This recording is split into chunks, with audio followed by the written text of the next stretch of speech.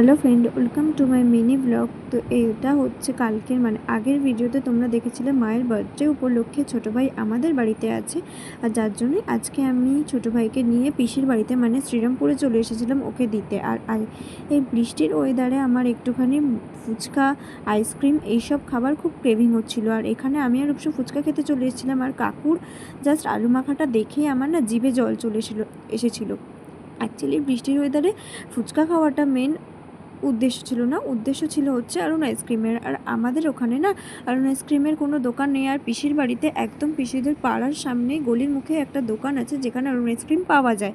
আর আমি এখানে যতবার আসি ততবারই আরুণ আইসক্রিম খাই। তো আজকে এখানে আসা মাত্রই আমাকে সুদীপ বলেছে যে তুমি যখন এতটাই আইসক্রিম খেতে পছন্দ করো আরুণ আইসক্রিম, তুমি একবার যাও গিয়ে ওখান থেকে আরুণ আইসক্রিম খেয়ে এসো।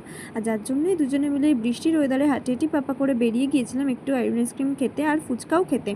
তো আজকে কিন্তু ট্রিটটা আমাদের সুদীপই দিয়েছিল। আর এখানে এসেই আমার মনটা একটু খারাপ হয়ে গিয়েছিল, কারণ কি আমার এখানে এসে দেখি কিনা অরুণ আইসক্রিমের অর্ধেক আইসক্রিমই শেষ হয়ে গেছে, যার জন্য যা হোক একটা আইসক্রিম নিয়ে চলে এসেছিলাম। তো তোমরা কে কে এই আইসক্রিমটা খেয়েছো অরুণ আইসক্রিমের, শেষে আমাকে কমেন্টে বলো। আর তোমরা যারা যারা আমার ভিডিওটা ইউটিউব থেকে দেখছো তারা আমার চ্যানেলটা সাবস্ক্রাইব করে দিও, আর যারা এখানে ফেসবুক থেকে দেখছো তারা আমার ফলো করে দিও। তো এখানে খুব গল্প করতে করতে আমরা